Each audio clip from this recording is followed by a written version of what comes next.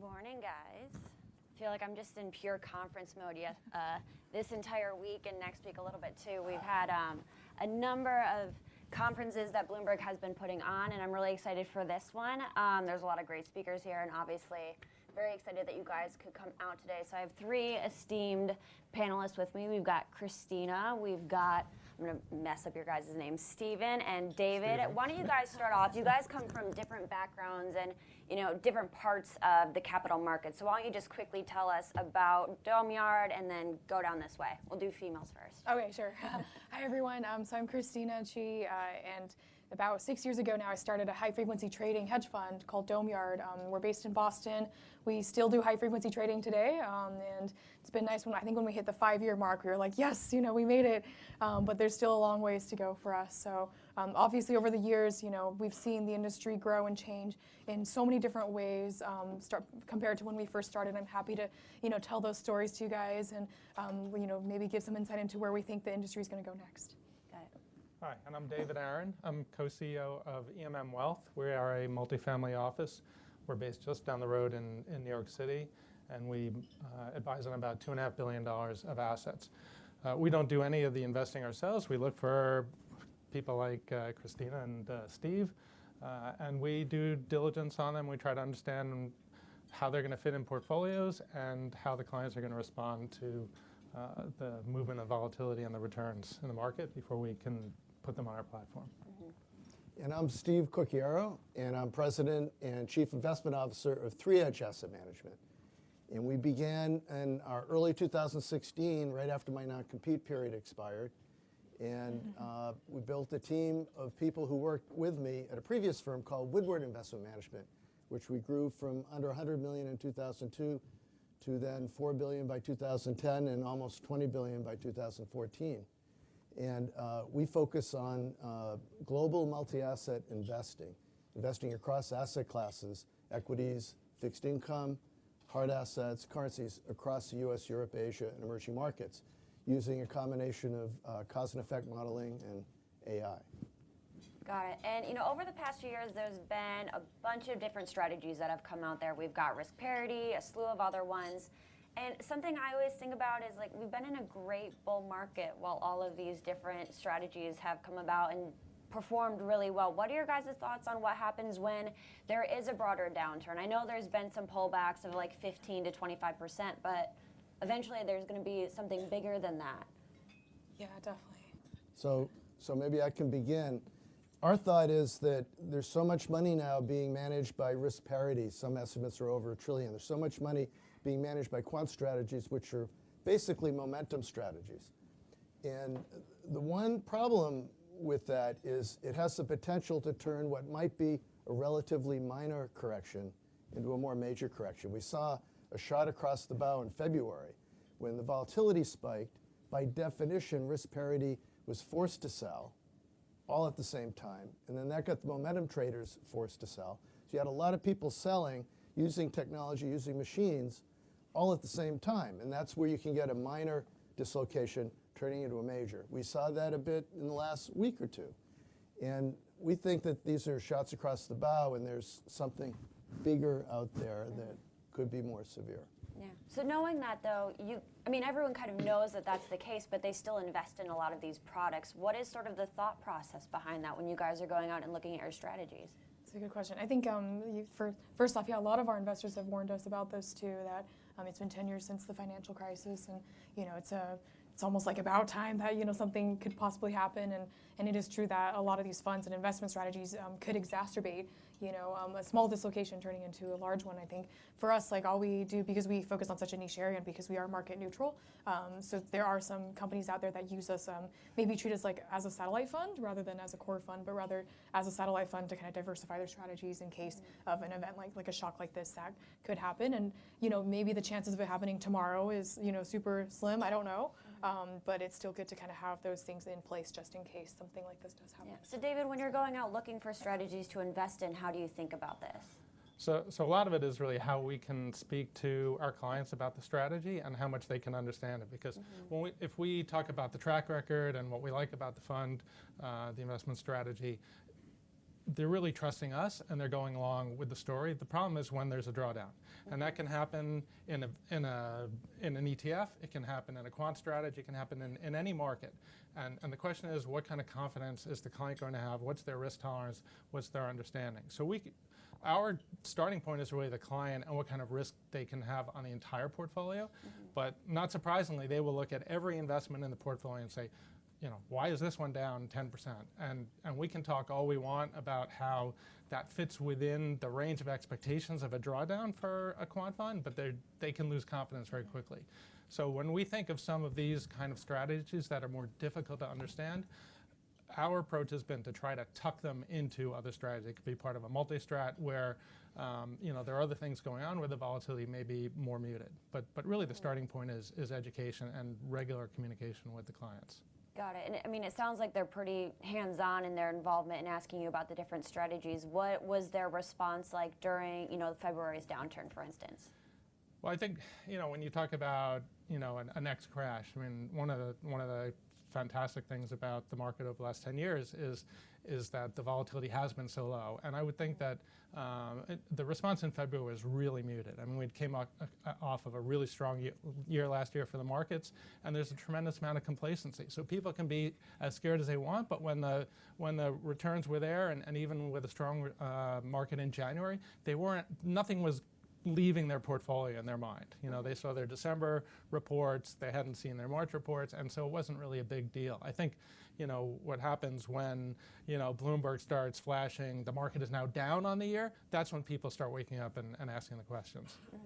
Got it. So what are some different ways over the past few years that you guys have started implementing AI, machine learning, big data into your strategies that you weren't previously?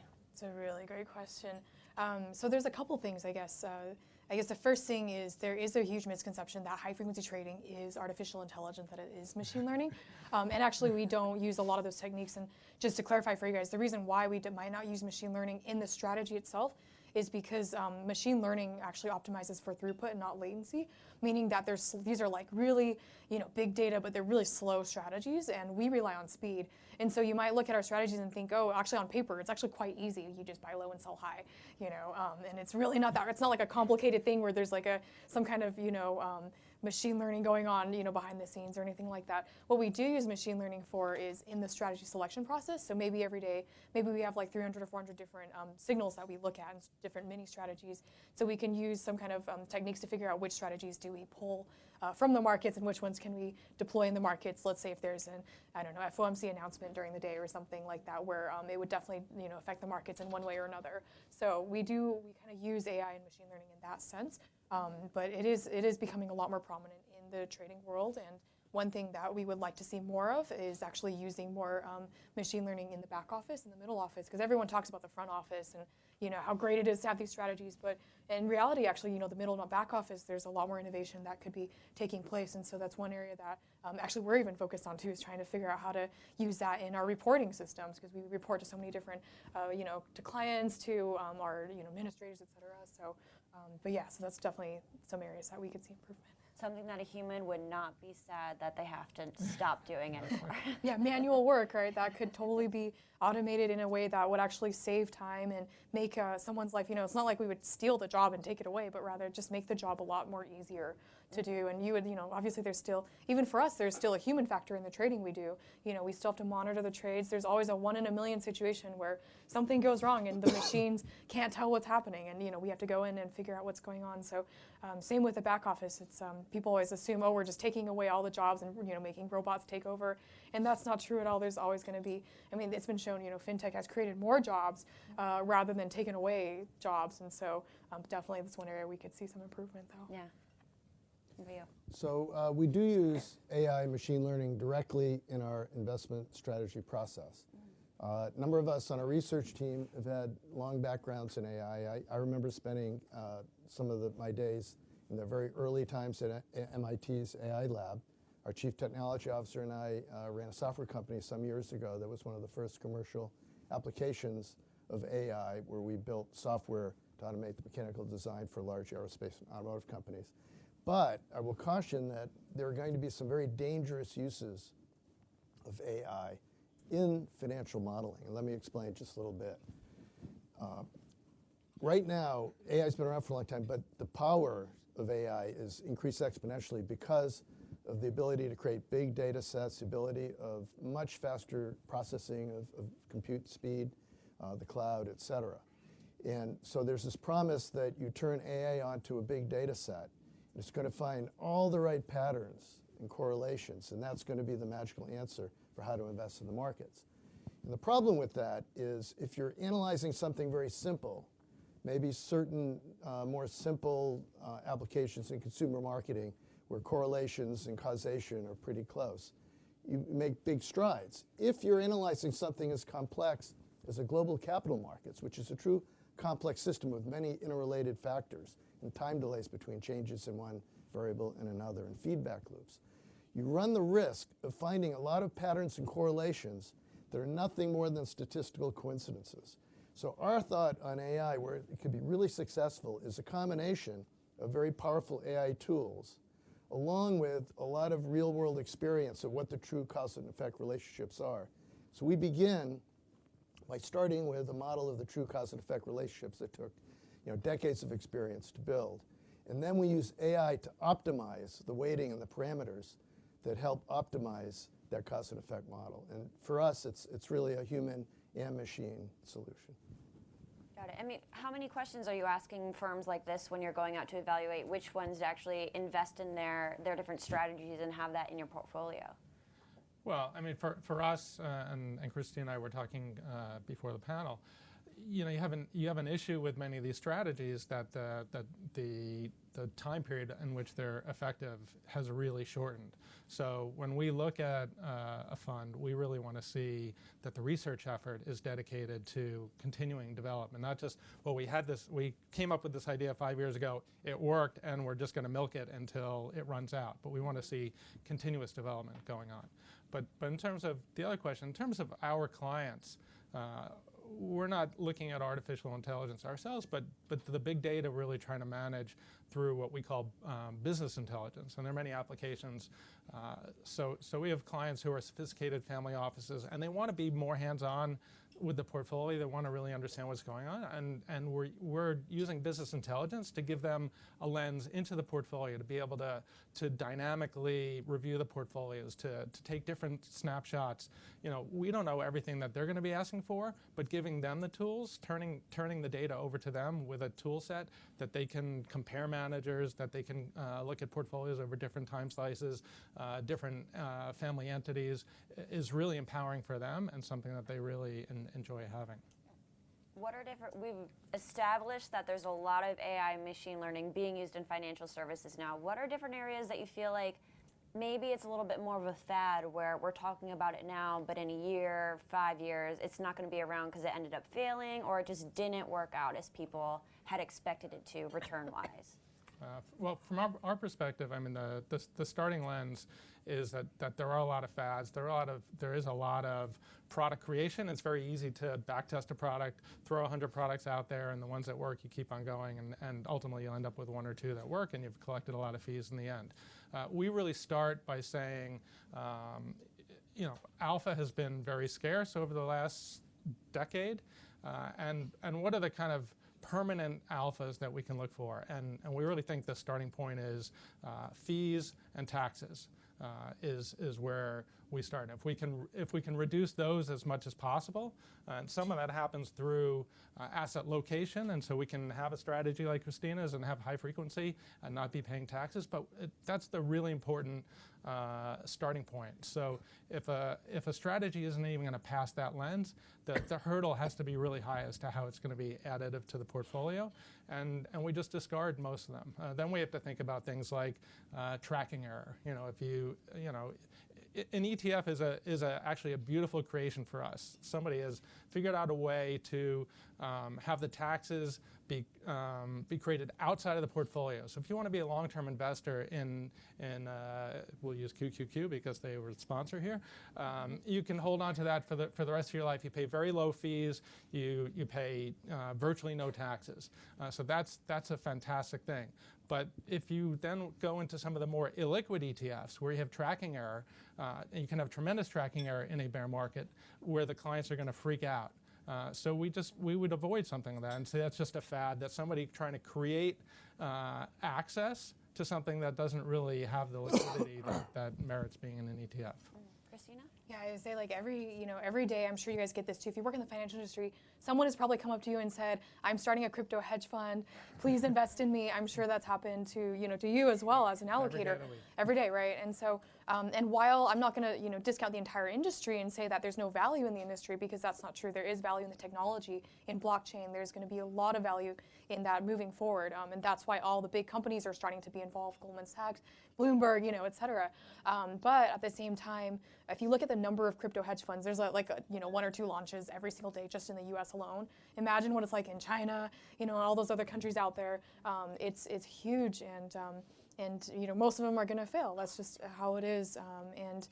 And what was the other thing? There was I remember I was at another big hedge fund conference in New York, and we were looking at all the vendors, and there was a lot of smart order routing companies for crypto.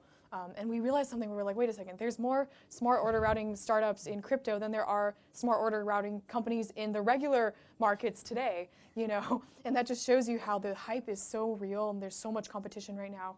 But it really is like the Wild West in that what we tell investors is we don't know who the winners are yet.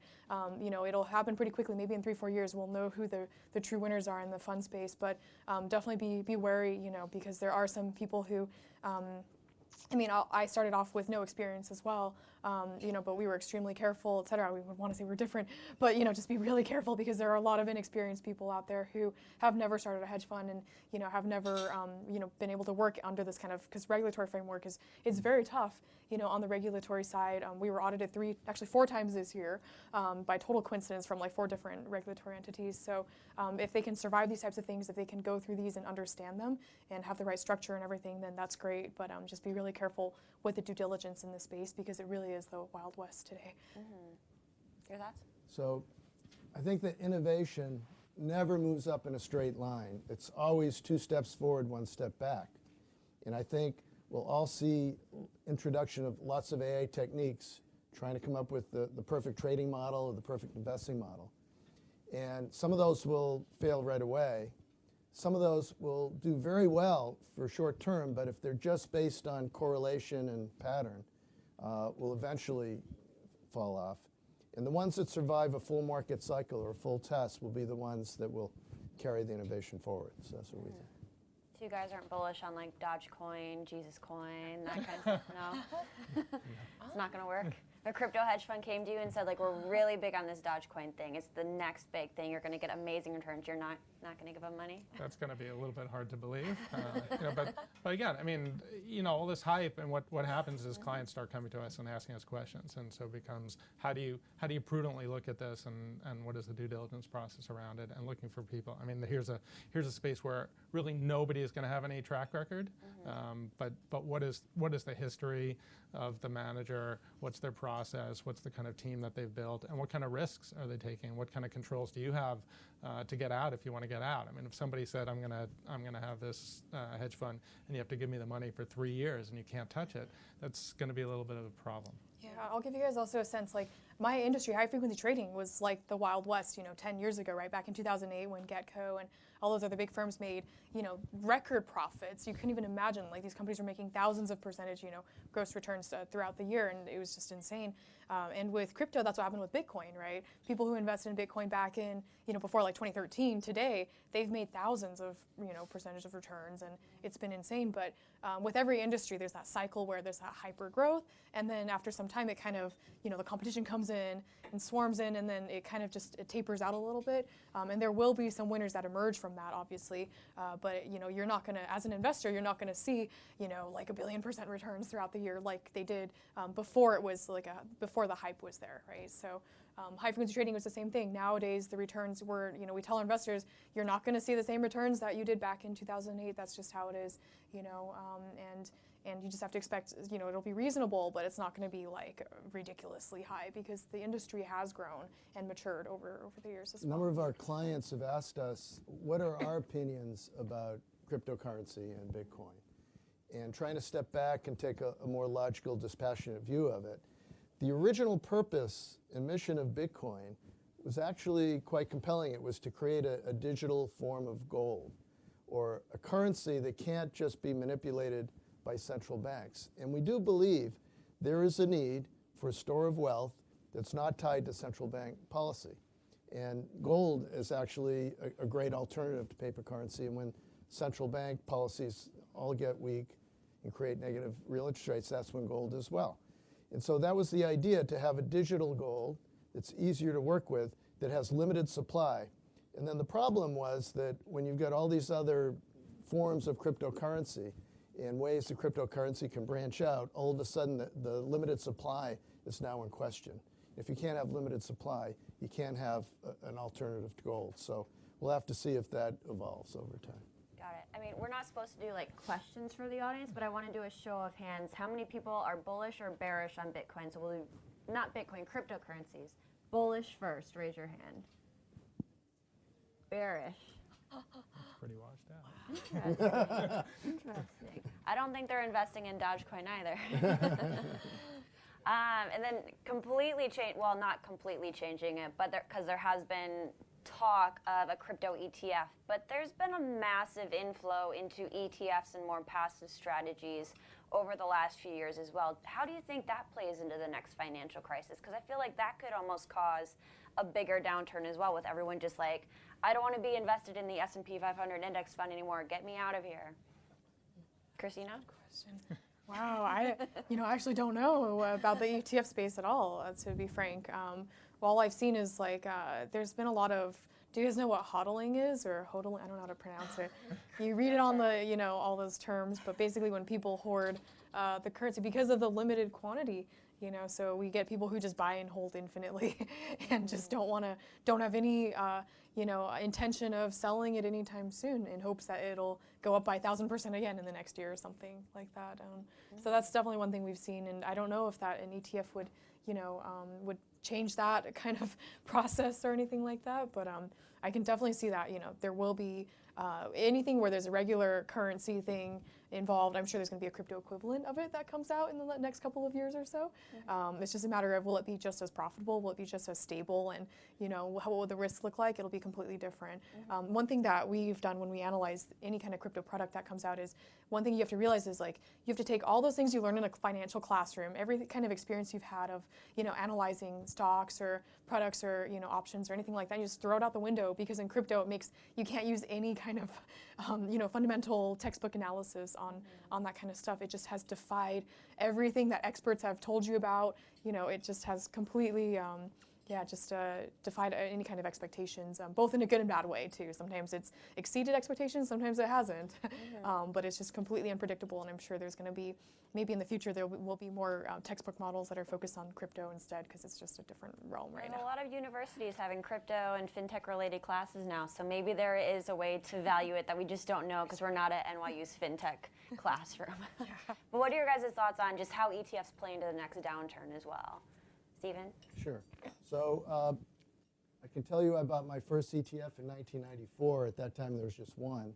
In the late 90s, we bought the international ETFs, and we were told by Barclays, who introduced them, that we were their focus group of one. So we've been in ETFs early on, and Windward grew to be the country's largest ETF manager. So we do know a lot about ETFs. We think ETFs have taken some unfair criticism, where they are, as David said, excellent baskets of securities that are very cost efficient and tax efficient, and let you express your views on asset classes. Having said that, the use of ETFs have grown up exponentially over time. And a lot of that has been since the financial crisis. So our fear is that there are so many people who have invested in portfolios of ETFs, largely all or close to all equity ETFs, have only seen a bull market. and that have learned over their experience that has only been since the bull market, since the financial crisis, that this seems like a great way to make money. This seems very safe. All I have to do is hang on to my equity ETFs, and I'm at very little risk. Look at how well I've done over the 10 years. And that's all going to be challenged when we have the first big correction. And we haven't had a major 20, 30, 40% correction since the financial crisis. So many investors have grown up believing that they're in a thinking they're in a much safer portfolio than they are. When the market starts to go down, the first advice they'll get is, oh, just hang in there. Buy the dip always works. Don't move. And then when it goes down more, the pain will start to grow. And then inevitably, pain gets the strongest near the market bottom, and that's when everyone panics, just at the wrong time. So we do think that there's a problem out in the future, but now it's been just fine.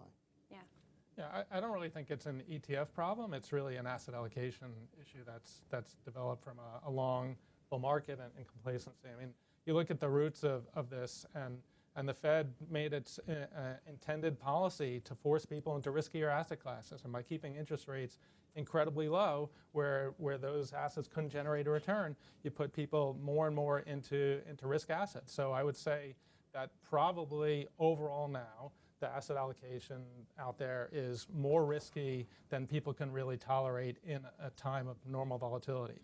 And so for your common ETF, I think that just means people are going to be running to reduce risk, because the market is really about fear and greed.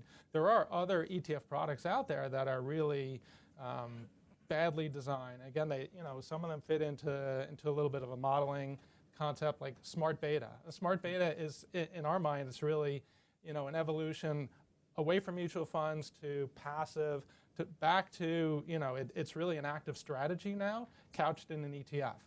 And, just like any other active strategy, when it starts to underperform for some reason, people are going to flee it. And they're not necessarily going to understand, well, is the smart beta going to go down when the market goes down? Sure, if the thing has a beta of 0.8, it's going to go down. It's not going to be able to avoid going down. And I think that it's just going to be a risk reallocation. Got it. We have about time for one more question. I want to go back to the topic of the discussion, which is how to stay ahead in today's market. So what's like one or two pieces of advice and ways that you guys are using to actually stay ahead and continue to generate returns that maybe aren't as good as they were in 2008, but still, generate that alpha for your client base? So this might Don't give away all your secrets. Sure. But I was going to say, actually, this might be a little surprising, but I was thinking about how, when we first started our company, what we used to do is, because we were so young and inexperienced, we hired people who had experience, who were working at, the Virtus, Citadels, and Getcos back in, the early 2000s, et cetera. But then one thing we realized when we hired them was that, they would come into the office and be like, well, we've been using this strategy for 10 years, let's just use it here again and just replicate it, essentially. And but then those strategies, none of them worked. And that was really difficult for us. And so we realized that, times have changed, and, times are constantly changing, even now. And so, you have to constantly be on top of things in terms of strategies, and you can't just rely on things that other people used back then. And so one thing that we've done was we focus on diversity in our hiring, actually, which is we have people who have that experience who are still here, but then we also hire people who are straight out of college, who, bring kind of that newer, fresh perspective on what the latest technologies are, what the latest coding languages are, what the latest AI or machine learning techniques are, and kind of bring that perspective in as well, because that way you kind of combine people who have experience and have been through a couple of different crises with people who kind of have the newer, fresher ideas as well. And for us, that's one of the biggest reasons why we're alive today. We've seen so many HFT funds kind of, come and go over the years. And I think one of the reasons we're still alive is because of that, the diversity on our team, actually. And people usually don't talk about that, or they think diversity is like we have to do this type of thing. But for us, it's been an active part of our strategy, even to, for us to have good strategies and to be able to survive any kind of economic downturn. That's been really helpful for us, at least. David? So technology has been, our primary job is to really protect our clients. When we choose an investment, we want to make sure it's a safe and sound investment. And using technology in our due diligence process has been incredibly additive. It gives us a reach far beyond what we used to have. Something we did, I think it was about a year and a half ago, we were looking at a solar opportunity.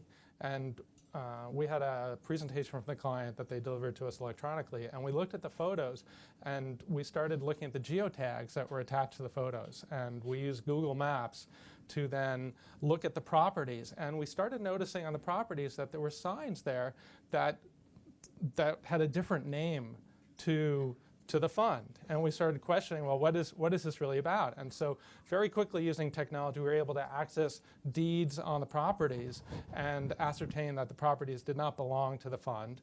And so it really made us question, well, why would they be sending photo? I mean, maybe they were great photos, and you know, it fit in the presentation, and you know, it wasn't their property, and they had other properties. But by then looking at the deeds of all the properties, we were able to ascertain that the assets were not real. It turned out that the fund was a fraud, and all the money disappeared from the clients. So. You know, you have to be really careful, and technology really expands the reach. It allows us to do things a lot more cost effectively and really get to places that we had not been able to get to before. I'm more bullish on Dogecoin than I am on most companies. Lastly. So for us, the key has always been to have the mindset of being a learning company, never resting on your laurels. We've had an excellent track record as a team going back since the early 2000s, and never do we say we've arrived at the perfect solution. We're always looking to run experiments to see if we can come up with hypotheses to improve our description of a certain cause and effect relationship or the way we optimize the portfolio. We're never at rest. We do lots of real-world experimentation and learning. We do a lot of reading. Every time I read something, I ask myself, did I just learn something?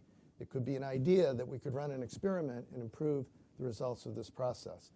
And where technology comes in is that our ability to run experiments now is greatly enhanced, both the speed that we can run the experiments with, the depth of data we can use. It's all been enhanced. But run like the hills if someone comes to you and says, I have this perfect black box, see how well it did in the past. I know it's going to work well in the future. It's a constant dynamic learning process, and technology is just making that process easier. All right, well, thank you guys. We have another panel to welcome up here, so I'll bring my colleague Max Chafkin on the stage. Or is Eric coming back up? Is it you or no?